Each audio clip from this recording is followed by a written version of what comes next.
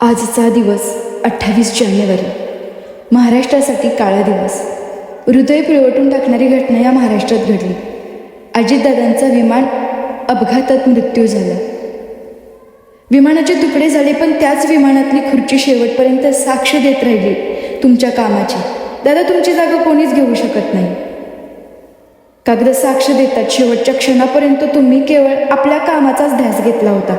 अनेक राजकीय नेते या महाराष्ट्राला मिळाले, पण काही लोकांची नाळ प्रत्येक माणसापर्यंत पोहोचेलच असे नाही.